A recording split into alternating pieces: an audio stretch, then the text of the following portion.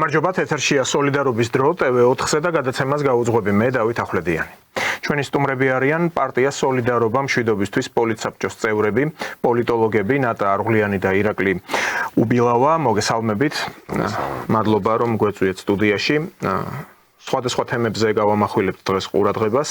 რა თქმა უნდა, შევეხებით სოფლიოში მიმდინარე პოლიტიკურ ამბებსაც, მაგრამ მოდით დავიწყოთ საქართველოთი. გრძელდება ეს საპროტესტო ტალღა რადიკალების და პარალელურად მათ ზურგი გამაგრებული აქვთ ამ დასავლური განცხადებებით, იმ გზავნილებით, რაც ისმის ევროპის დედაქალაქებიდან და გუშინ ასევე გავრცელდა ინფორმაცია რადიო თავისუფლებამ თავიანთ წყაროებზე დაყრდნობით გაავრცელეს კიდევ ერთი ცნობა მოსალოდნელი სანქციების შესახებ, სადაც საუბარია ისევ და ისევ ბიძინა ივანიშვილზე, მისი ოჯახის წევრებზე, ასევე უმაღლესი ხელისუფლების უმაღლეს პირებზე.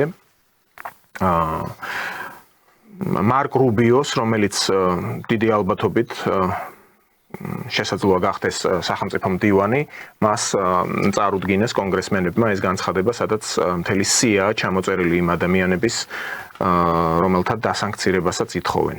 საუბარია საქართველოში სახელისუფლებო შტოზე. ქალბატონ ნატა, მოდით თქვენით დავიწყოთ ამ თემაზე საუბარი. როგორ ფიქრობთ, რა შედეგი მოყვება ამას?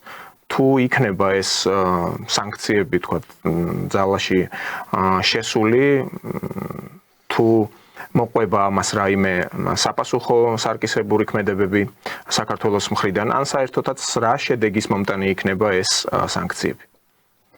მოგესალმებით ბატონო დავით. მივესალმებით ჩვენს მაყურებელს. და უპირველეს ყოვლისა ამ ახალ წელს პირველად თუ არა 25 წელი ყოფილიყო მშვიდობის და ბედნიერების მომტანი, სრულიად საქართველოს გაერთიანების მომტანი და ქართველების გონზე მოსვლის, რომელიც გონს არიან გასული, მაგათი გონზე მოსვლის წელიწადი. მაგრამ ამ წელმა ძალიან დიდი ტრაგედიით დაამთავრა ეს წელი და ჩვენ მთელ საქართველოს ძალიან დიდი გულის ტკივილით უსამძიმრებ ჭოლარიების ოჯახს აი ამ დიდ ტრაგედიას, რასაც 5 ბავშვის ანგელოზების ცაში გაფრენა ჰქვია. ეს არის უდიდესი ტკივილი, რასაც ჩვენმა მთავრობამაც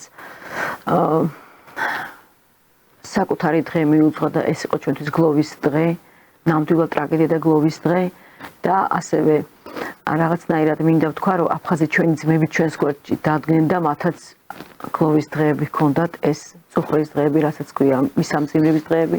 მადლობა მათ ამ თანადგომისთვის. აქედანაც ჩანს, რომ ჩვენ ვართ ერთი მოწმე ხალხი, ისე გულით დაუდგნენ თვითონ აფხაზეთის მოსახლეობა, თვითონ აფხაზები ჩვენს აი ამ ჭოლარიების ოჯახს. ეხლა განვაგრძელოთ ჩვენი თემა, რასაც ქვია აქციები და რასაც ქვია სანქციები. დავიწყებ იმით ბატონო დავით, რომ ეს აქციების გეგმა, რასაც ქვია, უპირველეს ყოვლისა მინდა კარგად დავაფიქსირო, რომ აქციები ჩავარდა. მათი აქციების გეგმა ჩავარდა. რასაც ეს აქციების გეგმა მოიცავდა, ვერც ერთ სეგმენტში მათ ვერ მიაღწიეს და არ ქონდათ ის აღმავალი ტოპი, რასაც ისინი ამ აქციებით ველოდნენ.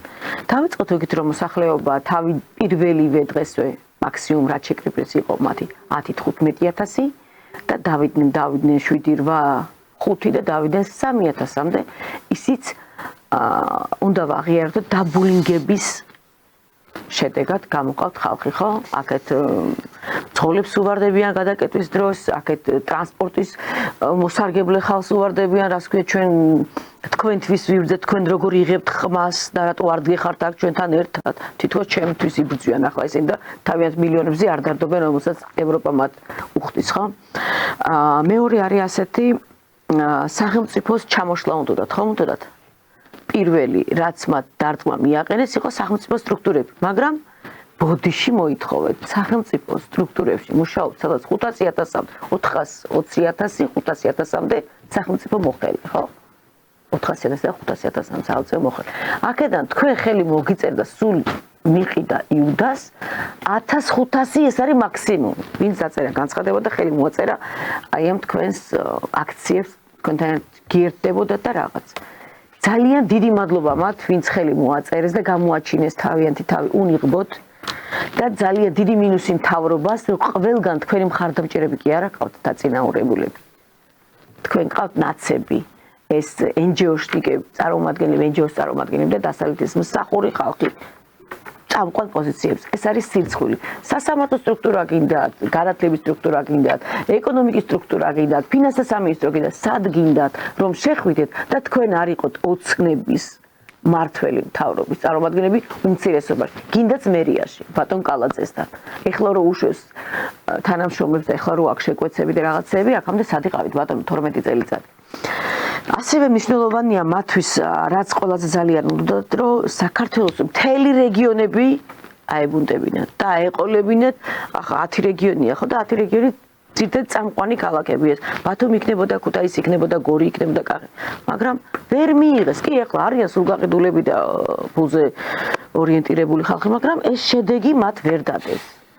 აქედან გამომდინარე, რაც არ უნდა იყოს აი იმის წინა გადაცემაში რო ვთქვი, ეს კულტურის ხალხი, ხელოვნების ხალხი, ესენი წამოიშველიეს და ვინ არიან მან სულგაყიდული. ანკა კალატოზიში უსრო კაცი გაყვება. კინწურაში უსრო კაცი გაყვება. კინწურაშიც რომელიც ტუჩებში კოცნის კაც, გარეწარ. აი როგორ შეიძლება მაგას ახლა იმან დაიძახოს და ვაჟკაცი მას გვერდით დაუდგეს საქართველოს დავიცვათო? საკუთარ თავს არიცა შენ უბედურო შენ და ვაჟკაცის როლი ვერ მოირგე იმაზე სცენაზე სპექტაკლს ვერ თამაშობ ვაჟკაცი რო იყო იცი რატო? ფარჩაკი ხარ და ვერ ითამაშებ შენ ახლა ვაჟკაც როგორ ითამაშებ? აი ესეთი ტუჩი როგორც ვიცი შენ როგორ ითამაშებ ვაჟკაცის როლს? შენ არ ახარ ქართველი, შენ ხარ გენმოდიფიცირებული ქართველი. ასეთი საქართველოს თქვენ ვერ მიიღეთ. წულაძეს მიკვირს ახლა წულაძე რატო გავიდა იქ და რატო უდგას ამათ გვერდით და ეს ღოღობერიძე გასაგებია რატომაც უდგას ხო ვისი შტაომავალია გასაგებია მედროვე ხო ღოღობერიძე. მაგრამ თლიანი ძალა ხო ვერ აიყოლიეს, თლიანი ძალა ხო ვერ აიყოლიეს. აიყოლიეს მომღერლები, სულ გაყიდულები ახლა ის რო იქნება დარციმელია თუ რა ჯანდაბაროა ეს მაია დარციმელი სამარცხვინო მისი ქმარი როა გათხოვილი რომ გაშორდნენ ის თავის ცხოვრება აქვს თავის გოგოს თავის ცხოვრება აქვს რაღაც სატანა ესეთი სატანა როგორ გააჩინეთ ხალხო მე არ ვიცი იმ გოგოს თუ საქმე შეიძლება რამე დაგიდო ყველგან ყველაფერი კიდია ნაძვის ხე ახალწელს აღარ დაგჭირდება აი ესეთი არეული შვილი როგორ გააჩინეთ ხალხო მე მომწონს ჩემი შვილი როგორიც არის ხალხი რომ ახინძრო უწერსო მე მიკურს რატო ეძახიადო რანაირად ფიქრობ ხალხო ჩაიხედეთ კარგად სარგეს შენ სტეფანეზე ვსაუბრობ სტეფანეს გონია მის თავის ის გონია ვაჟკაცი და მე ვარ ქართველი რო თლიფინები თლიფინის არ უნდა შეგეძლო შენ სტეფანე შეხარ არაკაცი ესე ჩაუვარდათ ახლა მივყვეთ რა დარჩათ ერთი სამარცხვინოდ დარჩა და ხაი ძალიან კი მინდა ყველანაირად ავწდე ახლა ეგ არ თქვა იმიტომ რომ ცუდი სათქმელია მაგრამ უნდა ვთქვა ჩვენი სამართალთა დამცავების აი სასიხარულოდ საქებრად აი ტაშის დასაკვრელად როგორი სტრუქტურა როგორ აქვს კარგად გამყარებული მათი ერთ-ერთი ძირითადი სამოძრაო ძალა ახლა არის მსხვერპლ შეწირვა რასაც ვერ ახერხებენ ხა რატო ვერ ახერხებენ განა მისიანს ვერ გააგორებენ რაზეა საუბარი მაგრამ ეს ისე უნდა მოხდეს რომ დააბრალოს ვის ოცნება მოკლა იმან მოკლა ეს არ გამოსდით აი ეს არის იმდენად მისასალმი მთავრობისთვის თავიანთი აკერმანის რა ქვია დაჯგუფების გეგმა რომ ჩაიშალა მადლობა ამისთვის მადლობა 12 წელი დაგჭირდა მაგრამ მაინც მადლობა რომ ქვეყანა შეგჭა და ქვეყანა გადამწვარი რუსთაველის აღზე მაინც გვაქვს უმსხვერპლოდ დამთავრდა ეს აქციები რაც არ უნდა ასანქცირონ ახლა ბატონო დავით რაც არ უნდა ასანქცირონ დაღმავალი გზა აქვს ამერიკას და შემდეგ იმ მსვლელობისას კიდევ ვიტყვი რამდენად წამგებიანია დღეს ამერიკის როლი საქართველოში და არანაირად საქართველოს ვექტორი ამერიკისკენ არ არის. ეხლა ეს გინდა აღიარეთ, გინდა არ აღიარეთ, ფაქტის სახეზეა. რასაც ჩვენ ვხედავთ, თქვენი დასანქცირებით და დაშინებით ქართველ ადამიანს სულ არ დადიოდნენ ამერიკაში, მაგრამ შვენივრად იყვნენ აქ. არაჩვეულებრივი ცხოვრება, დუღდა საქართველოს. ისევ ესეთი გვინდა. აი ეს შედეგი აქვს მაგათ დასანქცირებას. მეტი არაფერი. რა ქართველოდები შეაშინებ ხა, აი აგერ პასპორტს ახლა დიპლომატიური პასპორტს გაგივიქვებ და შენ ვერ წახვალ ევროვიზით ვერ ისარგებლებო. თავარია, რიგითი მოქალაქე არ დაასანქციოთ, რიგითი. დანარჩენი 10 სანქციად რამდენიც გინდათ. ვერაფერს ვერ დააგებთ თქვენ ამით საქართველოს. ამ სანქციების თემას რო გავუყვეთ, ხო პრინციპში რასაც უყურებთ ამ ბოლო თვეების განმავლობაში ვაშინგტონს ამ არსებულ ადმინისტრაციას 10 დღე აქვს დარჩენილი სანამ წავა საბოლოოდ ხელისუფლებიდან ნამდვილად უნდა რომ მოეხდინა აქ მორიგი რევოლუცია. ფერადი რევოლუციების გამოცდილებაც გვაქვს, სამხედრო გადატრიალების და სისხლიანი რევოლუციების გამოცდილებაც გვაქვს და აქ ჩდება ერთი კითხვა. ახლა თქვენ წარმოიდგინეთ ირაკლი თქვენთან გადმოვა. ვაშინგტონს დღეს კრემლში რო ყავდეს ახალი ელცინი. ანუ კითხვა ისმევა, რატომ ეს მცდელობები ხო იყო ამ ფერადი რევოლუციის? სისხლიანი რევოლუცია რატომ არ ხორციელდება საქართველოში? ანუ აი რომ ვაშინგტონს რომ ყავდეს ახლა ახალი ელცინი კრემლში. მოხდებოდა თუ არა ასეთი რევოლუცია? თუ ისევ ფერადი რევოლუციის აქცენტი იქნებოდა? გამარჯობათ კიდევ ერთხელ მოგესალმებით. რთულია ახლა ამ თემას საუბარი, როგორ მოახდინეს სისხლიანს თუ ფერადს ხავერდოვანს, ხო? აქ გადატრიალება მოხდებოდა ეს ფაქტია. დღეს რო ქართული ოცნების ხელისუფლებაშია ეს დიდწილად გარე ფაქტორების დამსახურებას არის. მიუხედავად იმისა, მე არ უკარგავ ქართული ოცნების წარმომადგენლებს იმ ჭკვიანურ პოლიტიკის გატარებას როგორც ქვეყნის შიგნით, ისე ქვეყნის გარეთ. თუმცა, რეალობა ერთია, საქართველოს პატარა ქვეყანაა და საქართველოში თან ისეთ რეგიონში მდებარე ქვეყანა, სადაც რამოდენიმე დიდი აქტორია დაინტერესებული, გეოპოლიტიკური აქტორი. ასეთ პირობებში შეუძლებელია გარე ფაქტორების გათვალისწინების გარეშე მხოლოდ შიდა პროცესების შეინარჩუნო ძალაუფლება და ხელისუფლება. თუმცა, ესეც ცხადია, რომ დიდი ხანია უნდა საქართველოს ხელისუფლების ამოტრიალება, გადატრიალება და თავიანთი, ასე ვთქვათ, მარიონეტული, ლიბერალური, გლობალისტური პოლიტიკური ჯგუფების მოყვანა და მათი ამოცანა რა იყო ახლა? ტრამპის მოსვლის შემდეგ კიდევ უფრო მეტად გამოიკვეთა ეს. მათი საგარეო პოლიტიკური ამოცანა ამ გლობალისტების ის ხო ნატოს გაფართოება, რუსეთის შესუსტება. როგორ მოხდებოდა დაშლიდნენ თუ სტრატეგიულ მარცხს მიაყენებდნენ ამის შემდგომ ერთიანი გლობალური სისტემის ფორმირება და საბოლოო ესე ვთქვათ დასასრული, საბოლოო ბრძოლის ბოლო ფაზა, ასე ვთქვათ, იქნებოდა ჩინეთზე შეტევის განხორციელება, მისი ალყაში მოქცევა და განხორციელება. თუმცა ეს მათ არ გამოუვიდათ ამ გლობალისტებს და შესაბამისად დადგა დღის წესრიგში შეერთებულ შტატებში თვითონ შესრულიყო ხელისუფლება, მოვიდნენ რეალისტები, ამ ლიბერალურ ჰეგემონისტური პოლიტიკის მიმდევრები ჩაანაცვლეს რეალისტებმა. და ამ რეალისტებმა დაიწყეს ტაქტიკის ცვლილება და შესაბამისად გადამისამართება თავიანთი პოლიტიკური ძალის სხვა მიმართულებებზე. ჩვენ ვამბობთ, რომ ძირითადი აქცენტი გაკეთებოდა სამხრეთ-აღმოსავლეთ აზიის მიმართულებაზე. თუნდაც ბოლო პერიოდში, მაგრამ რაც იკვეთება ახლა ხო ამ ბოლო პერიოდში და არც უარყოფენ ოფიციალურ დონეზეც კი მომავალი ადმინისტრაციის მესვეურები შეერთებული შტატებისა, რომ ისინი გაუყვებიან მონრო დოქტრინა ვოლს, როგორც მაიკლ ვოლსმა უწოდა, ეს არის ტრამპის, ასე ვთქვათ, მრჩეველი ნაციონალური საფრთხეების საკითხებში. იცით რა, სანამ ეს პროცესები მოხდებოდა თვითონ შეერთებულ შტატებში, ბევრი რეალისტი ორი დაპირისპირება მიდიოდა ორ ჯგუფს შორის, ამ ინტელექტუალებისა და რასაც ისინი ახლა ახორციელებენ, რა საგარეო პოლიტიკის რეალიზაციასაც ცდილობენ, ხო, ეს ადამიანები, ეს ტრამპის ადმინისტრაცია, ეს ნეორეალისტური კონცეფტის მიმდევრების მიერ შექმნილი კონცეპტუალური სქემაა, კერძოდ ოფშორული ბალანსირების პრინციპიდან გამომდინარე, რა მიმართულებებზე უნდა გააკეთო მთავარი აქცენტების განხორციელება.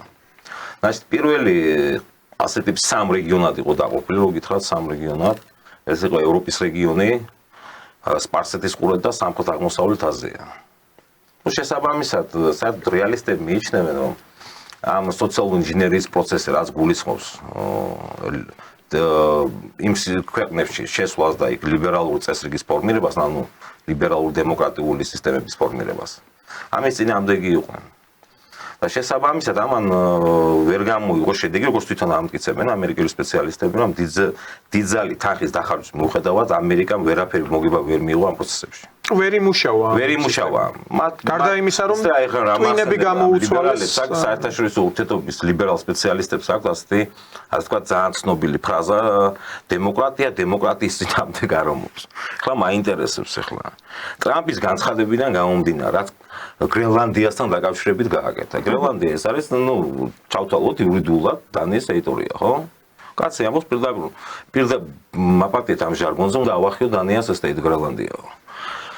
ან ეხლა უნდა ჩავთვალოთ, რომ რა შეება თავის მოკავშირე, ნატოს წევრ სახელმწიფოს, ერთი სახელმწიფო ნატოს წევრი მეორე სახელმწიფოს თავის ტერიტორიას. გესმენთ რა ხდება? რა ხდება ეს ლიბერალური თეორიები დემოკრატიის წინააღმდეგ არ ომობს და ამდენი ბლა სისულელეები, ხო, წასულს ბარდება უკვე. ან მაშინ ჩავთვალოთ, რომ ამერიკა არის არადემოკრატიული. ამ პრეცედენტები არსებობს. უნდა ჩავთვალოთ, არა, ამერიკა არის არადემოკრატიული. აი, სხვადასხვა ტრამპმა გუშინ წავიკითხეთ, თუ არ ვწდებ, ტრამპმა განაცხადა, რომ არჩევნებზე ჩვენ გავიმარჯვეთ ძალიან კოლოსალური მხარდაჭერით აღმოჩევლებისა. და ჩვენ უნდა დავიწყოთ გამოძიება, როგორ ყავდებოდა არჩევნები შეერთებულ შტატებში და როგორ მოყავდათ ის გლობალისტები ხელისუფლებაში. ეს პროცესებია, თუმცა ძალიან რთულდება, მე თუ მკითხავთ სოფლიო პოლიტიკაში პროცესები კიდევ უფრო მეტად გართულდება. როგორც ჩანს, რაც მონროს დოქტრინიდან გამომდინარე, რომ ჩვენ ვისაუბროთ და გქონდა აქ საუბარი, ხო? მათ როგორც ჩანს, მათ სურთ გაძლიერება, დასავლეთ ნახევარსფეროს მთლიანი კონტროლი, რესურსების მოზიდვა. ვინაიდან როგორც ჩანს, ეს ნეორეალისტი სპეციალისტებიც ამაზე არიან, რომ ამ სერიოზული დანახარჯებიდან მიუხედავად, ვერაფერი მოგება ვერ მიიღო, შესაბამისად სერიოზული ეკონომიკური კრიზისი შეიქმნებოდა შეერთებულ შტატებში.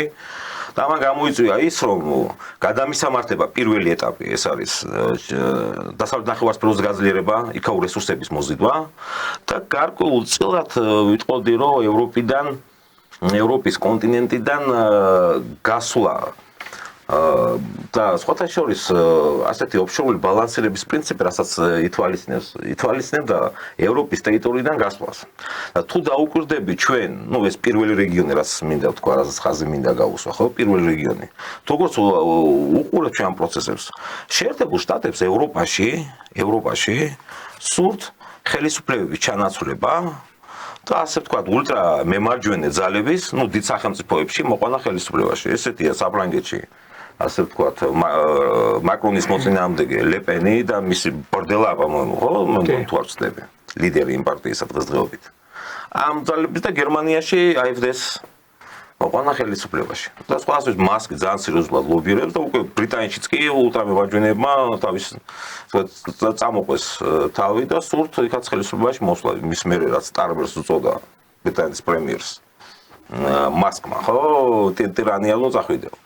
AfD-ს ლიდერთან პირდაპირ კავშირი ჰქონდა და ეს მასალას ვკითხულობდი, რაღაც კოალიციაზეც კი მინდის საუბარი უკვე, ეს მერცის მომავალი, ყველა ამბობს, რომ მერც პირველ ადგილზე გავა. თუმცა აი კოალიცია უნდა შეიქმნას, ეს ტრადიცია კონტინენტური ევროპის პოლიარქიებისთვის.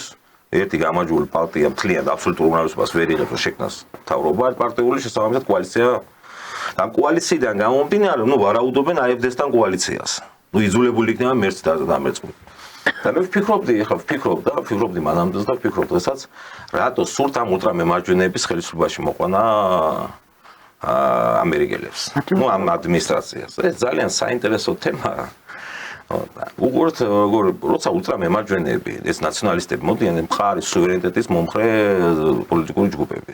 როცა ევროპაში ეს ძალები მოვლენ, აქ ევროპაში იქნება სიტუაცია ისეთი, რომ ყველა სახელმწიფოს მოუწევს ნაციონალური ინტერესებიდან მოქმედება. როცა ამერიკის შეერთებული შტატები გავა პირობითად გავა, ისინი ნაციონალური ინტერესებიდან გამომდინარე, როცა ხდება, გერმანია, საფრანგეთი და დაახლოებით ოსტორი სუბიექტები არიან. ინფორმაციის ცვლილებაზე მუშაობს.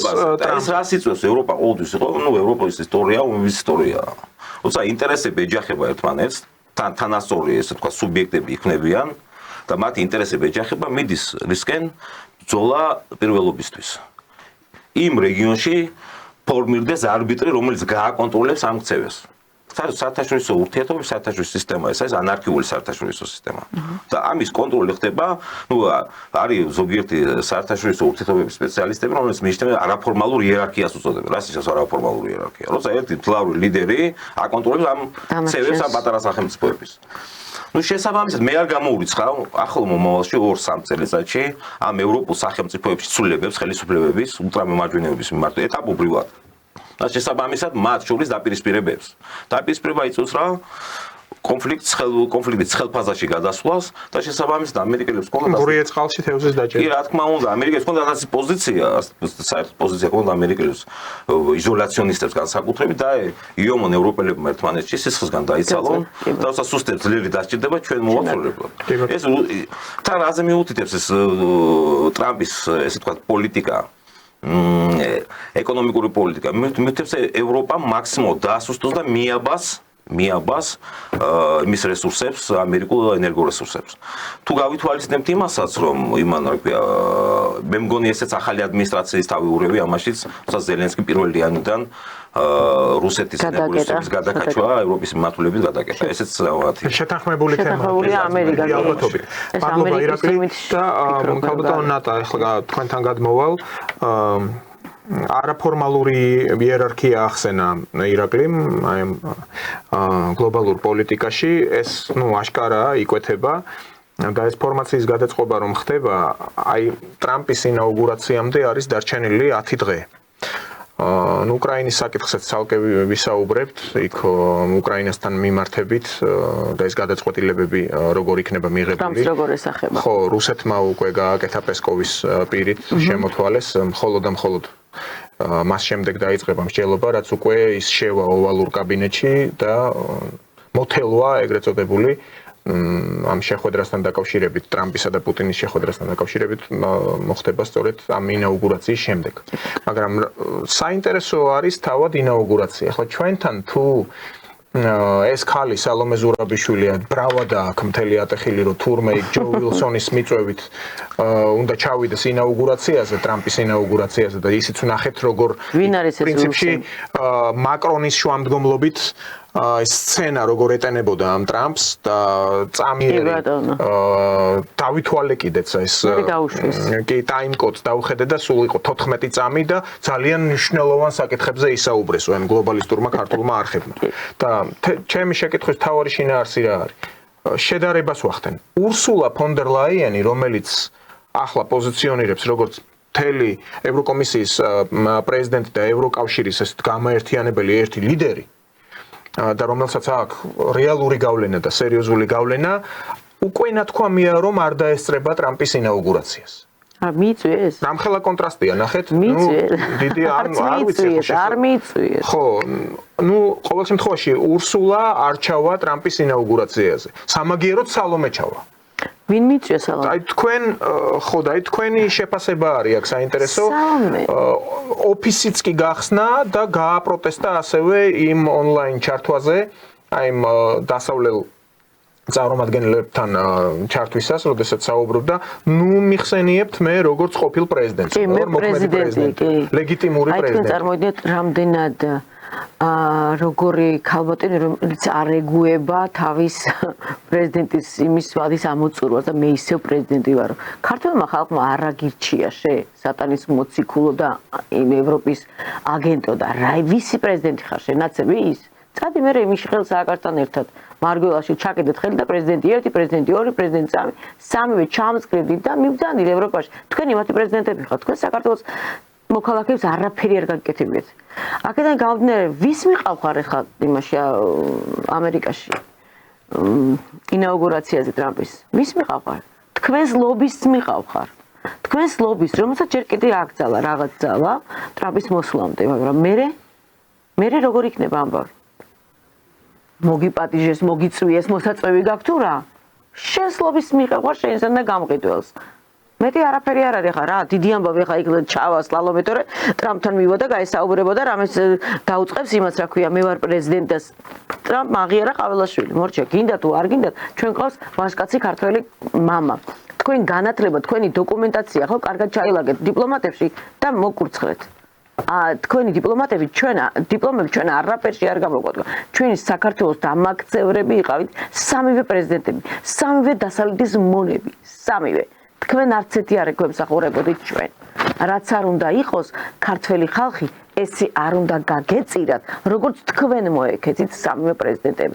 უნდა გრცხვენოდეთ და უფალი ამას არ გაპატიეთ, მოგეკითხებათ აუცილებლად. სულ ყველას.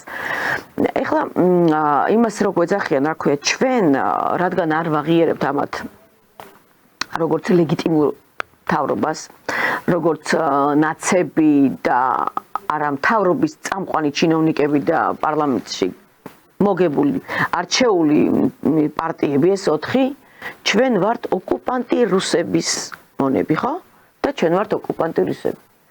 თქვენ თუ ხართ ევროპის მსახურები. რატო არ ხართ თქვენ მithom გამყიდველები? თქვენ ხო არ ემსახურებთ საქართველოს და მე ჩემ საქართველოს თუ ვემსახურები, რატო ვარ ოკუპანტი? რატო ვარ ოკუპანტი? მე ვაკეთებ მხოლოდ იმას, რაც ჩემ საქართველოს გამოადგება, ჩემ ქართველებს გამოადგება, საქართველოს მაცხოვრებელ მოსახლეობას გამოადგება. მარტო ამისთვის ვიბრძვი მე, საქართველოს ტერიტორიებისთვის ვიბრძვი მე, თქვენ რისთვის ვიბრძვით? ოკუპანტი რუსეთი. ეხა რომელი უფრო მნიშვნელოვანია? ტერიტორიის ოკუპირება გასაგებია, რომ ცუდია, ამაში არ დავობთ, მაგრამ სულიერ ოკუპაციას ვინ უწევს ჩვენს ქართველებს? და რომელი უფრო მნიშვნელოვანია ოკუპაციას, დეოკუპაცია მოყვება და საქართველოს ტერიტორია აღდგება. მაგრამ ეს ჩვენი ახალგაზრდები რო წაგვართვით, სულიერად ოკუპირება რო გავუკეთეთ დასავლეთმა და ჩვენი ბავშვები ჩვენ აღარ გვეკუთვნიან და თუ მაგათ აზრს არ გაითვალისწინებთ, უშვერი სიტყვით რო გვლანძღავენ, აქ რომელი ვართ ახლა მოგებ, რომელი ჯობია? ტერიტორიის ოკუპირება და სულიერად საქართველოს მოსახლეობის ოკუპირება. თუ ასე გააგრძელებს დასავლეთი, 10-15 წელიწადში ქართველი აღარ იქნება საქართველოში. ეს გინდა თქვენ? ეს არ გამოვა. აი ეს არის ჩემთვის უფრო მნიშვნელოვანია. სულიერ ოკუპირებას არ დავთანხმდეთ. ეს რაც მოხდა და მოგვიწყო დასავლეთმა და დავკარგეთ ეს ტერიტორიები, ამერიკის და დასავლეთის ხელშეწყობით. სულიერ ოკუპაციაზე ყველა ვერ აიყოლიეთ. ვერ აიყოლიეთ. ის გამყიდველი შევარდაძეს ბრალი იყო, რომ იქ რაც გააკეთა და გაყვიდა. და დაგტოვა უსახკაროდ. ჩემნაირ დევნილზე საუბრობ მე, რომელიც 300,000 წარმოადგენს დღეს საქართველოში და 900,000-ობით რუსეთში დევნილი. აი ასე დევნილზე საუბრობ მე, იმ ოკუპირებას დეოკუპაცია მოუწევს და სულიერ ოკუპაციას თქვენ რო შვილები გამოგვირეცხეთ და ტვინი აღარ აქვს ჩვენ შვილებს, ხო? იმას აღარაფერი ეშველება თუ დროზე არ მივხედეთ. თუ ჩვენი შვილები დროზე ჩვენ არ დავიბრუნეთ და თუ ეს დასავლეთი ერთხელ და სამუდამოდ თავის არასამთავრობოებით აქედან არ იქნა თვითონ რო გვასანქცირებს ჩვენ გრად დასანქცირებული და მიბრძანდეს თავის დასავლეთ. აი იქ იყვნენ თავიანთი უფროსები. აქ მარკოზი რო გამოდის და ჩვენ გვიქნევს თიც რომ პრეზიდენტი აღიარეთო, ის რა ქვია, სალომე, ჯერ შენ ხარ იმაში, არის პრეზიდენტად აღიარებული ემანუელი, რომ ჩვენ აქ ვიქნევს ხელს, ჩვენ არ ვაღიარებთ ამ მთავრობას. შენ არავინ არ გაღიარებს, შეოხერო და შენ ჩვენ რას გვემართლები აქ? ვინ გეკითხება შენ საქართველოში, ვინ იქნება პრეზიდენტი? აი რო გეკითხებოდნენ 12 წელი და კოჰაბიტირებულები რო იყავით ჩასმული ყველა სტრუქტურაში, თქვენ გონიათ ისევ ესე გაგივათ?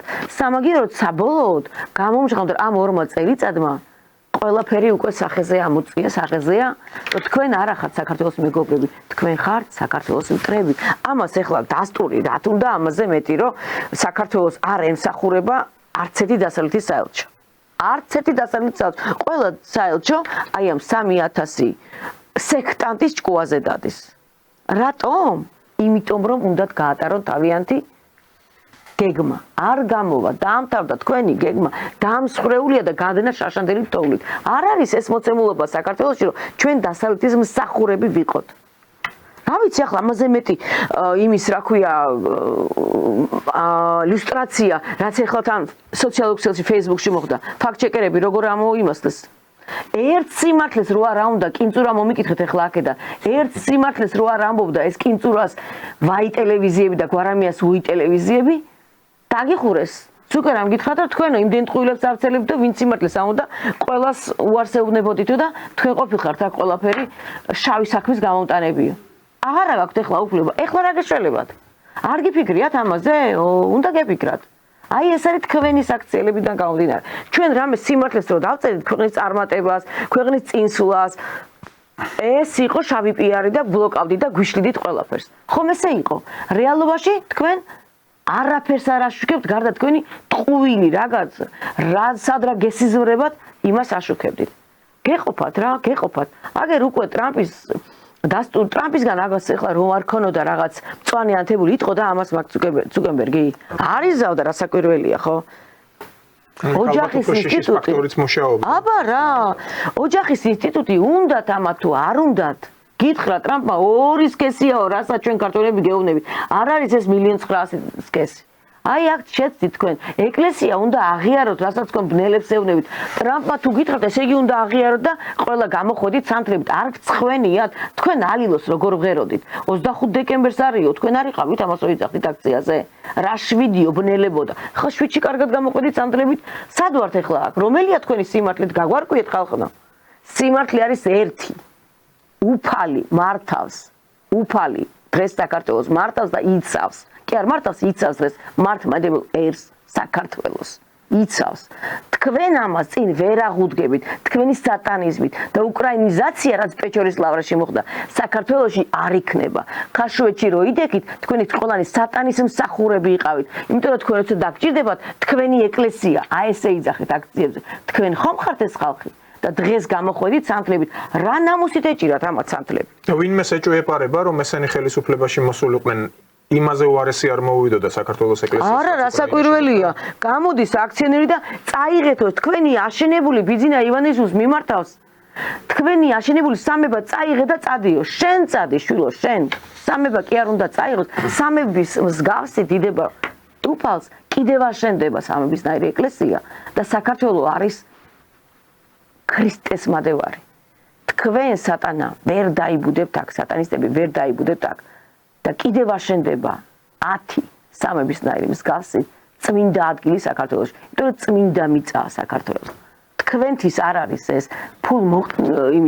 ფულით მოსყიდული გონება ჩლუნგი ახალგაზრდებისთვის მინდა ვთქვა ის ვიჭი იქნებოდა ალბათ 24 წლის რო გამოვიდა და წაიღეო შენი სამება და წადით აგვანებე თავი მეორე სურათიც ვრცელდება სოციალურ ქსელში აი ესეთია ეს ბიჭუნა დგას ეს ქაქუცაულაშვიანი ახლა ეთქობა მოდაში აქვს ამ ლიბერალებს და მაისურზე აქვს გამოხატული სალომე ზურაბიშვილი, რომელსაც თავზე ნიმბი აქვს წმინდა. წარმოიდგინე. და სალომე დგას გვერდზე და უყურებს ამ თავისივე გამოსახულებას და იცინის. ან შეიძლება იქ რაღაც ხუმრობა ნარევის სიცილი იყო, მაგრამ ნუ რაზე არის აქ საუბარი, ანუ კრეხელობა არის ფაქტობრივად რა. აბა, სხვა რა არიან ესენი? იმდენად ავაზაკია ეს ქალბატონი იმის რა ქვია ორბელიანის გაყოლებაზე თავისთვის ბინისი ქირავა რა ქვია აქ არის ჩემი რეზიდენცია საპრეზიდენტო აი გასულები არიან საერთოდ რა გასულები არიან დასავლეთის ხელშეწყობით სულ ამათ ქებაში და დიდებაში არიან ერთი მაგალითი მომიყვანეთ რაც საქართველოში კარგი გააკეთა დასავლეთის ერთ-ერთმა საელჩომ მოგვიყვანეთ მაგალითი გავხდო ვიღაცასთან ხო შეიძლება ამაზე ოპონირება რომ მე დაგიდებ და თქვენ არაფერი არ გაკეთებით გარდა ქვეყნის ნგარევისა არაფერი ჩვენი ინდუსტრია გაასწორეთ მიწასთან ჩვენი სოფლის მეურნეობა გაასწორეთ მიწასთან ჩვენი განათლება ჩარეცხეთ და გაასწორეთ მიწასთან ჩვენი ეკლესიის ნგრევით კამაზებით მოდიოდით სატვირთო მაგალითად და ანგრევით ჩვენს ეკლესიას რა გაქვთ გაკეთებული ამ 92 წლის მერე მათ ჩვენეთ და მე გეტყვით თქვენ წაგვართვით ეროვნება წაგვართვით მამის სახელი რას აკეთებს დასავლეთის საქართველოში აი დასავლეთის საქართველოში რას აკეთებს ამაზე მოკლედ ვიტყვი ერთი უნდა დაუფასოთ ბჭყალებში ვამბობ ამას მიგნება ქონდა თუ ალბათ ნუ გათვლილი და გამოკვლეული აი ამ საუკუნის მეოთხედის განმავლობაში დასავლეთის ეს ცენტრები რომლებიც მუშაობენ თავიანთი კიბერნეტიკოსებიც ყავთ სოციოლოგებიც ყავთ მიაგნეს იმას რომ თაობათა ცვლის პირობაში თავისუფლად არის შესაძლებელი ქართველს გამოუცვალო მენტალობა ყველა ის ახალგაზრდები, ვინც ახლა სხვაგვარად უყურებენ, გასაგებია ეს მათი უფლებაც არის და პრინციპში ეს შედეგიც არის. მიაღწიეს ამას, რომ მათ არ იციან რა ხდებოდა 10, 15, 20 წლის წინ. და შესაბამისად იმ რისკებზე არა აქვთ, თქვათ, იმ პერსპექტივას ვერ ხედავენ, ვერ აღიქვამენ, რა შეიძლება მოხდეს საქართველოში. ირაკლი, გადმოვალ ახლა თქვენთან კითხვით.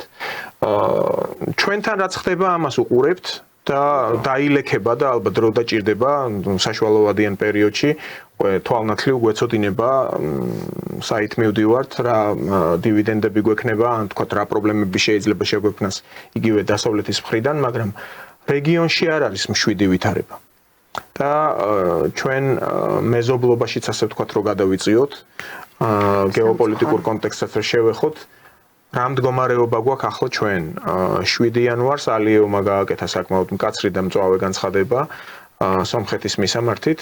საქართველოს აქვს ორივესთან პარტნიორული ურთიერთობა, მიუხედავად იმისა, რომ აზერბაიჯანი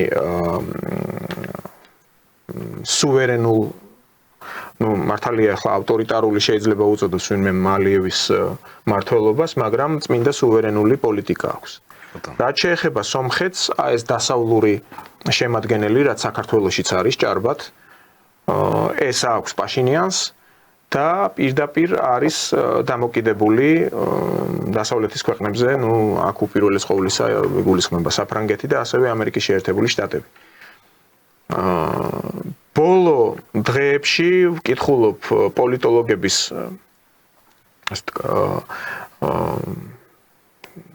ნააზრევს, როგორც სომეხი პოლიტოლოგების, ასევე აზერბაიჯანელების და თამამად შეიძლება ითქვას, რომ ისევ და ისევ უახლოვდებით კიდევ ერთ დენთის კასრს. და შესაძლოა მოხდეს უკვე აქ ალიევის განცხადების რეალობაში მოყვანა. თქვენი შეფასება როგორი? მე ამ თემას როგორ უყურებ და ამ სიტუაციას, თქვენ ჩვენ ბრძანეთ რა, დასავლეთის გასვლა, გარკვეული დოზით გასვლა, შემცირება მისი ინტერესების რეგიონში, აი ზუსტად ზურაბიშვილის თემაც როცა მიიწვიეს. ზურაბიშვილი ტრამპის ინაუგურაციაზე, ეს არის იმის მანიშნებელი და მიმანიშნებელი იმისა, რომ დასავლეთი გადის, თუმცა თავის საცეცების დატოვებას სურს, ხო და ამ საცეცების ლიდერი ვინ იქნება, აი ამაზე მიდის კასტინგი. ეხლა ზურაბიშვილს უკაცრავად და რამის ერთი ადგილი რო ქონოდა, ის სასახლიდან არ გამოვიდოდა მეორე ინაუგურაციიდან მეორე დღეს თუ მესამე დღეს, ხო? გამოვიდა, მიხვდა. პირველივე დღეს გამოვიდა, ინაუგურაციის დღეს გამოვიდა. მშლობა არ აქვს ამას, იმ დღეს თუ მეორე დღეს, ამას მშლობა არ აქვს. მე ვამბობ, აი წმინდა სიმბოლურ ფაქტს აღნიშნა, რომ ის გამოვიდა დათმო. მან დაინახა, რომ გარედან მას იმ დოზით და იმ დონით ხარდაჭერა არ აქვს, რომ მისი პრეზიდენტობის ლეგიტიმურობა შენარჩუნებული იყო, წყალებში ლეგიტიმურობა რა თქმა უნდა. შესაბამისად გავიდა, თუმცა გასვლის პროცესში მათ სურთ გარკვეული დოზით შეინარჩუნონ თავიანთ წარმომადგენლობა და ვინ იქნება ამ მიმართულების ლიდერი პოლიტიკურ სისტემაში. ზუსტად ამაზე მინდის საუბარი. აი ზუსტად გასვლის პროცესს უკავშირდება ალიევის ის განცხადება, რაც 7 იანვარს გააკეთა. მანამდე ასეთი განცხადებაც გააკეთა 7-ში თუ 6-ში თუ არ მახსოვს ზუსტად, ეხლა განცხადება გააკეთა, საერთაშორისო სისტემაში მიდის სერიოზული ტრანსფორმაციის პროცესი, იქმნება ახალი წესრიგი და ახალ წესრიგს უნდა მოვერგოთ. აი ამას ამბობდა ბატონი ალიევი. თუმცა თავარი ასე ვთქვათ ამოსავალი წერტილი აზერბაიჯანულ-თურქული მოკავშირეობისა, ხო, ეს არის საერთო საზღვრის ფორმირება. ზანგეზურის კორიდორზე მაქვს საუბარი.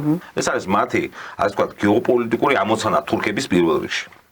ელჩიბე იყო თუ მეხსიერება არ ვალადობს ამ კონცეფტს თავაზობდა ერთი ერი ორ სახელმწიფოში, ანუ აზერბაიჯანელებს და თურქებს უნდა საუბარი. ელჩიბე სწორედ მაგიტომაც იქნა ჩამოგდებული. კი ბატონო. აი ეხლა მიდის პროცესი გადაფორმატირების პროცესი. ამ გადაფორმატირების პროცესში რა თქმა უნდა ყოველთვის ხდება რომ სახელმწიფო სასწრაფო იცვლება.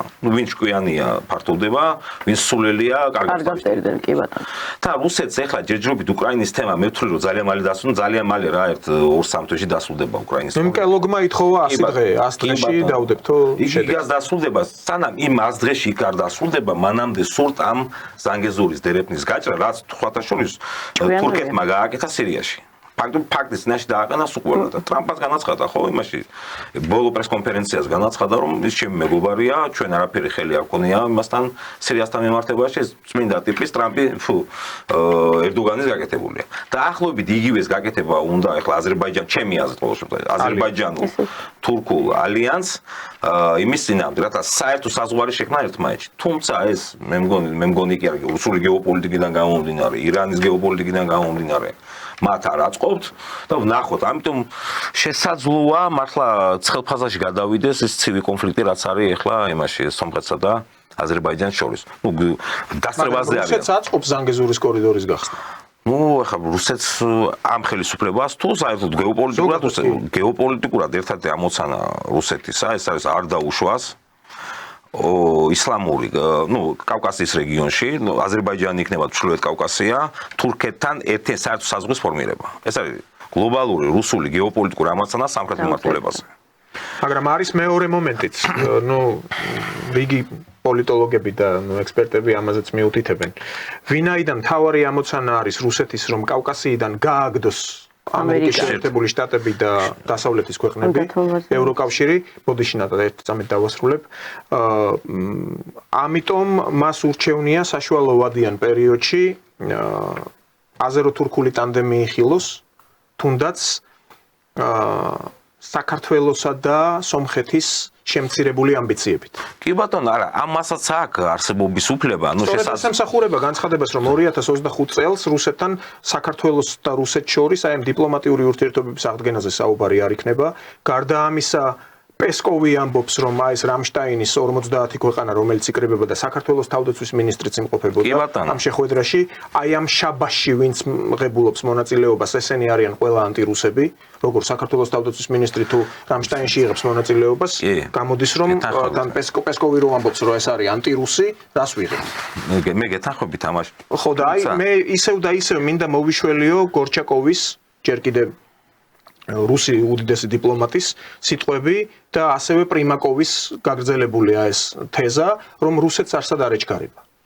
ამიტომ ჯერ მთავარი ამოცანაა, რომ გააგდოს კავკასიიდან ამერიკის შეერთებული შტატები და დასავლეთი, მერე თუნდაც მიიღოს ეს აზერო-თურქული ტანდემი, სომხებისა და ქართველების ამბიციების შესამცირებლად და შემდეგ 20-25 წლის მერე დაიწყოს ახლა თურქეთთან არ უომია რუსეთს, 12 ომი აქვს თურქეთთან ნაწარმოები, აქედან 10 მოგებული აქვს, 2 ყაიმი დასრულდა. რა პრობლემა არის? ანუ აზერო-თურქულ ტანდემში რუსეთისთვის გამჭირვალეა, ანუ პროგნოზირებადია ის ავტორიტარები, აი პირობითად ვიძახი, ხო მე პერსონალურად კი არ მაქვს რა, მაგრამ უარყოფით კონოტაციით არ ვამბობ, მაგრამ ერდოღანი და ალიევი რუსეთისთვის არიან მისაღები ფიგურები, როგორც ავტორიტარები. კი ბატონო, პროგნოზირებადი ლიდერები არიან. მე რაღაცას გეტყვით ახლა და მე რატო არ ვიზიარებ ამ შეხედულებას. ახლა ტექნოლოგიურმა პროგრესმა, ფაქტობრივად ამ გლობალიზაციის პროცესმა, მიუხედავად შეჩერების პროცესი ხდება და არა გაუქმების, არამედ შეჩერების პროცესი ხდება. ამ შეჩერების პროცესს მაინც იმდენად დააკავშირა და იმდენად სწრაფი გახადა დედამიწა, რომ მე დაველოდები 50 წელს. 50 წელი კი მათ ექნებათ 2-3 წელი კავკასიის საკითხის მოგვარების რუსებს. თორემ ახლა რამდენი წელი უნდა იყოს ხელისუფლებაში სიტყვაზე ვიძახი. რამდენი წელი უნდა იყოს ეს რესპუბლიკელების წმინდა იზოლაციონისტური ხელისუფლება შეერთებული შტატების სათავეში. რამდენი წელი? 8 წელი, ხო? 8 წელი, ჯერ 4 წელია, მე არჩევნები იქნება, კიდე არ ვიცი როგორ. ისინი ვარაუდობენ კიდე 12 წელი, მაქსიმუმ 12 წელი. არ დაგვაუწყდეს, რომ ტრამპსაც ასაკი ემატება. კი ბატონო. იქ შეიცვლება და ისევ გლობალისტური ხელისუფლება მოვა რა პერიოდის მერე. აი პუტინის ასაკსაც ელოდებიან, ესეც მინიშნება არის. ის რაღაც 8 წელიწადში იქაც შეიცვლება უკვე ხელისუფლებას, შემოტრიალდება, აი გლობალისტური მთავრობა მოვა და ჩვეულებრივად გააგრძელებს იგივე პოლიტიკას. თუ მანამდე 8 წელიწადში არ მოაგვარა ეს საკითხები, მაშინ ძალიან რთული და სერიოზული პრობლემები შეექმნება სამხრეთ მიმართულებაზე რუსეთს.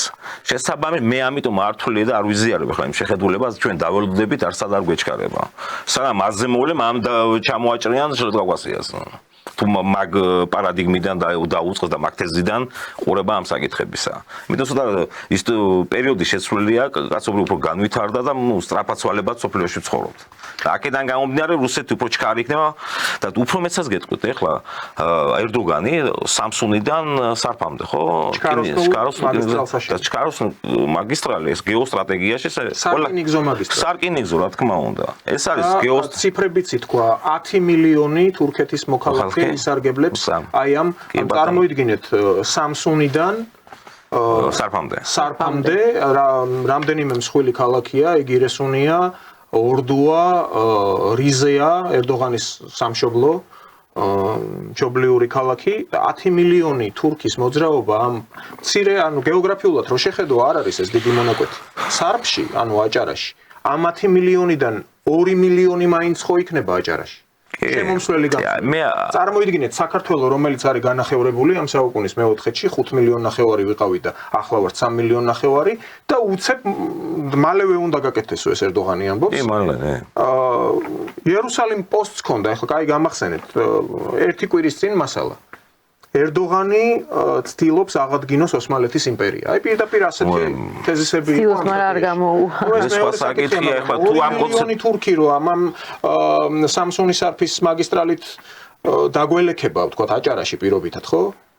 ეს რაზე მიანიშნებს? არის თუ არა ეს ექსპანსიური? რა თქმა უნდა. ეხლა თუ ამ გორჩაკოვის ფორმული თუ მიუდგებით, რამოდენიმე წელიწადში მოსკოვია დარჩება მარტო.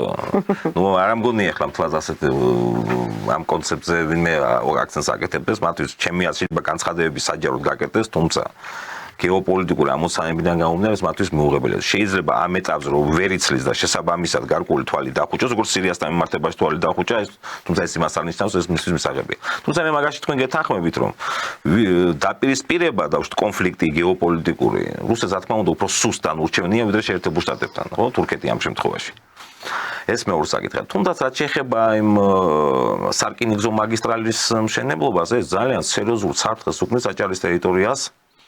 ამას პირდაპირ ვამბობ, ეს მარტო კი დღეს აცხადებენ მხოლოდ სამოქალაქო დატვირთვის მქონე ეს მაგისტრალი იქნება, თუმცა საერთოდ გეოპოლიტიკაში, გეოსტრატეგიაში ცნობილია, რომ ჯარების ორგანიზებული გადაადგილებისათვის საუკეთესო საშუალება, ერთ-ერთი საუკეთესო საშუალება ეს არის სარკინიგზო მაგისტრალით მათი გადაყვანა სამხედრო ფორმირებების. რა თქმა უნდა. ამის პრობლემები. რაც შეეხება სომხეთი აზერბაიჯანის მდგომარეობას, მე ვთვლი, რომ დიდი ალბათობით იქაც კონფლიქტი გაცხელდება, სანამ უკრაინაში არ მორჩება ეს ყოველ შემთხვევაში ალიევი შეეცდება ერდოგანის, ასე ვთქვათ. ნუ ზეწოლას არ ვიტყოდი, მაგრამ მის წაქეზებით მოახდინოს ტერიტორიების ექსპანსია, სომხურ ტერიტორიების ექსპანსია. და მას ამ სიტუაციაში გაბრაზებული არც უსეი დაიცავს, თუმცა ამ ეტაპში არც ეცალოს ახლა მთლად. და არც არავინ არ დაიცავს და დასავლეთი ხო საერთოდ თქვენ საფრანგეთი ბრძანეთ, ხო? საფრანგეთს იმდენად დაკოდი მდგომარეობაში საერთოდ ვერაფერს ვერ იზამთ მის დახმარების თვალსაზრისით. კი ბატონო. და კლავ საქართველოს მეუბრუნდეთ, ახლა გამართულია ურთიერთბრალდებები ჩანს, თემურ ჭყონია გამოვიდა.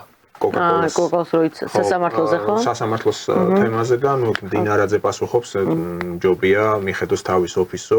ეხლა აღარ ჩაუღმავდი იმ ტექსტს აღარ გავეცანი, ნუ დინარაძე რას ლაპარაკობს ჭყონიაზე, მაგრამ ჭყონიამ თავი დაგვამახსოვრა, რომ აი ამ ფლაიერებზე გამოსახა ხო, აი მამაკაცთან ურთიერთობების ნორმა.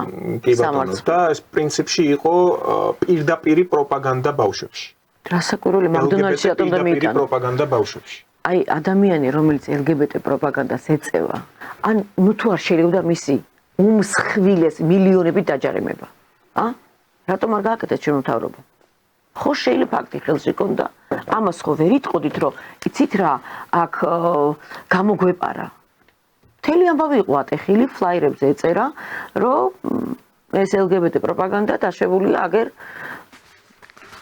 მოგზაურში. მუსიკოსი ელტონ ჯონი და მისი პარტნიორი. აი, რატომ უნდა იცოდეს პატარა ბავშვმა კაცი კაცთან რო ცხოვრობს, რატომ უნდა იყოს ამის პროპაგანდირება იქ, სადაც ყველაზე მეტი ბავშვია. იქ, სადაც ყველაზე მეტი გულჩვილი, აი, მიამიტი ადამიანია, ხო, ბავშვი. რასაც ეთქვით, აგიჭერეს პატარა ბავშვი და მაგდონალდში მოგწეს. უიმე, ალბათ კარგი ყოფილა, ყველას უყვარს დღეს მაგდონალდს. ის კი არიცია, რომ სასარგებლო არაფერი არ არის პატარებმა, მაგრამ ხო ესეა რეალობაში, ხომ ესეა.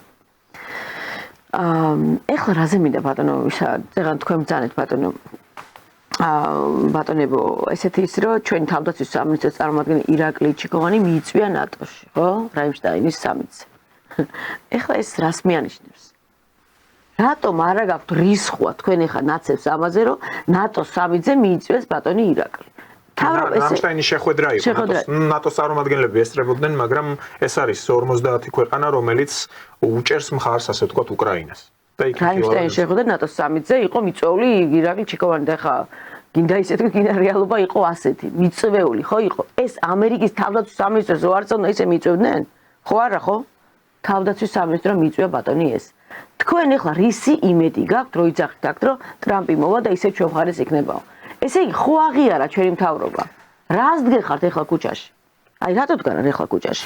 რატო დგანან? ხო არის პირდაპირი მაგალითი იმისა, რომ მთავრობა აღიარა ამერიკამ. კაცო, ძალიან ჭკვიანები და გონება מחვილები ვართ. იმდეს ვერ ფიქრობთ თქვენ ეხლა ნოლისკენ გაქვთ საქმე და დავარდით აბლა დანარცხებულები ხართ, მაგრამ არა თქვენ გინდათ ჭყონიასნაირებით, კალწოშვილებისნაირებით, კინწურაშვილებისნაირებით ფონს გახვიდეთ.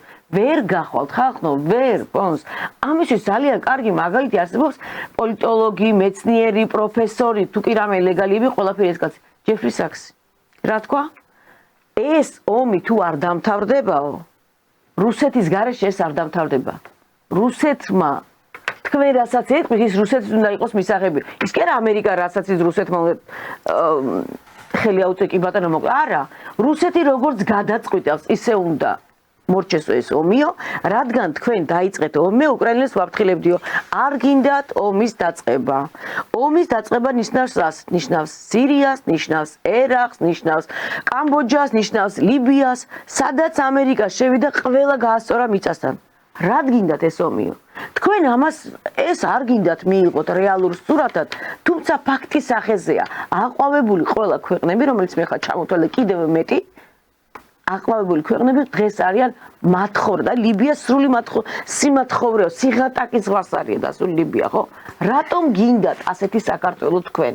თქვენ რო გროშები იშოვოთ, ჩვენ უნდა ვემონოთ ამერიკას და მიწასთან გაგვასწოროს ისე როგორც უკრაინა?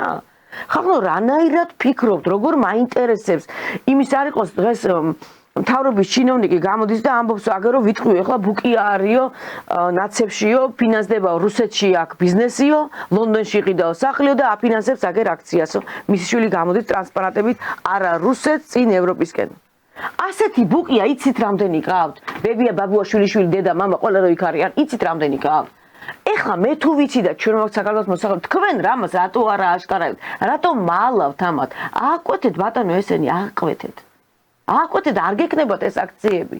არ იქნება საქართველოში ეს დისკომფორტი, ტრანსპორტი გადაკეტილია, გზები გადაკეტილია. დღეს 10 ლოკაცია ქონდათ პარალიზებული.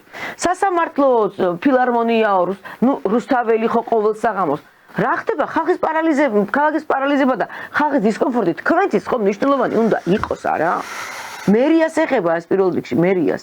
ნუ გადაკეტავთ ამ სულზე გაყიდული ხალხის გამო საქართველოს მოსახლეობას, ნუ უქმნით ტრანსპორტის დისკომფორტს. ნუ კეტავთ ქალაქს. მიაქციეთ ეს, არ გეგონოთ თქვენ ეს უმნიშვნელოვანი არ იყოს. ძალიანაც მეტად მნიშვნელოვანია ეს ქართველი ხალხისთვის. მთელი რეგიონები მოწული აქვს და 20-30 კაც რეგიონების იქით და საქართველოს კიდე 3000 კაც. დაიკავებენ ამ ტრანსპარანტებს და ძირს რუსეთი წინ ევროპისკენ. წინ საქართველოსკენ იძახეთ სულ ყველამ. თქვენ თუ გინდათ ქვეყნის განვითარება. წინ საქართველოსთვის. წინ ქართველი ხალხისთვის. წინ საქართველოში მაცხოვრებელი ხალხის კეთილდღეობის. ეს გქონდეთ თქვენ ლოზუნგად ეს. საქართველო უპირველეს ყოვლისა და არა ევროპას დროშა და ევროპა. საერთოდ ძალიან დიდი ბოდიში მინდა ბრეგაძისაც სულ ახსენებდი ამას და დიდი ბოდიშის და დიდი პატივისცემით მინდა ეხლა ახალ იუსტიციის მინისტრს ვთხოვო. ჩამოხსენით იუსტიციის სამინისტროში რო გაქვთ ესე გამოჭიმულად ევროპის დროშა.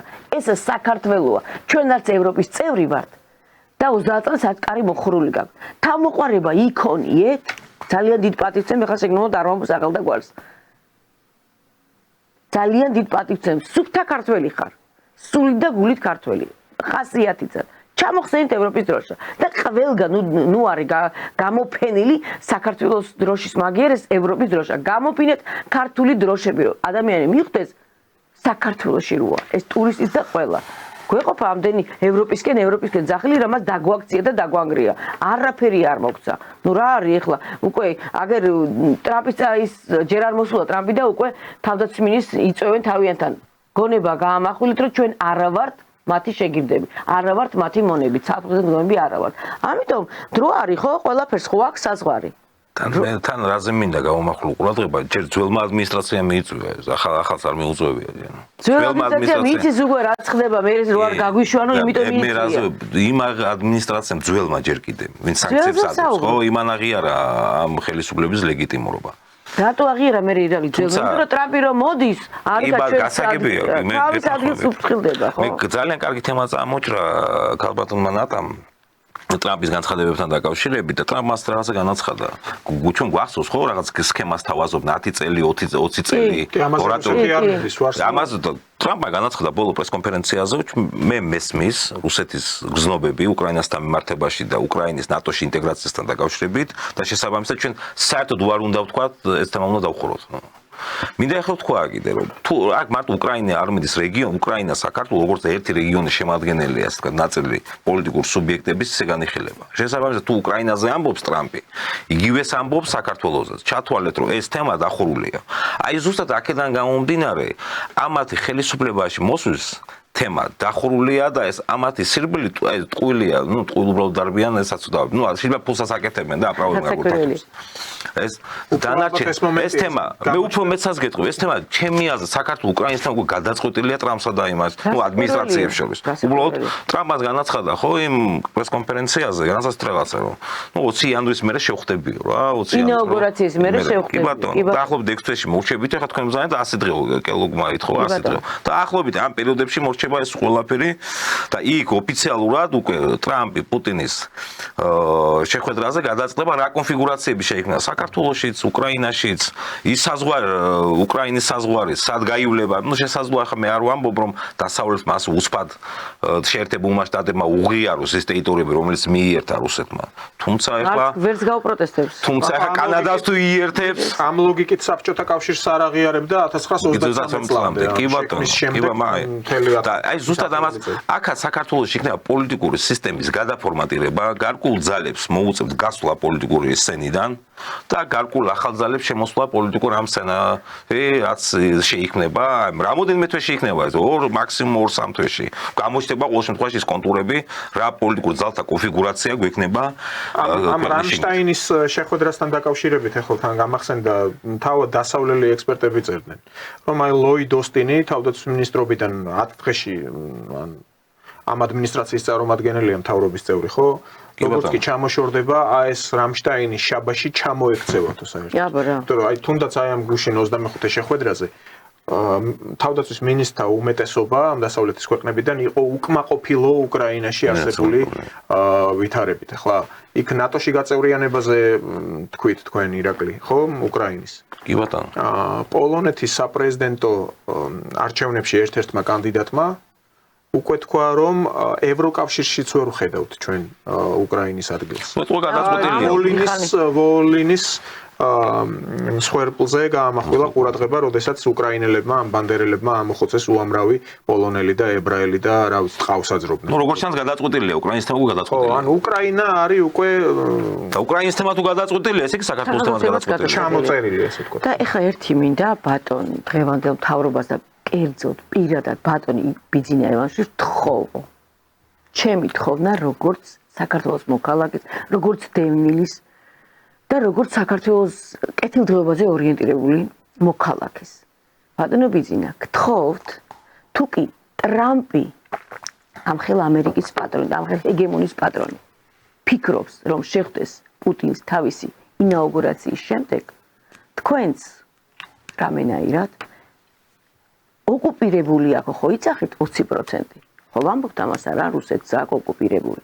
აი ამ ტერიტორიების დასაბრუნებლად რომ დაიწყოს ამაზე საუბარი, აუცილებლად უნდა შეხვდეთ ბატონ პუტინს და აუცილებლად უნდა ვისაუბროთ საქართველოს ტერიტორიული მთლიანობის აღდგენაზე. რა მოცემულობით, რა კონფიგურაციით ეს იქ გამოჩნდება და ნათელი იქნება.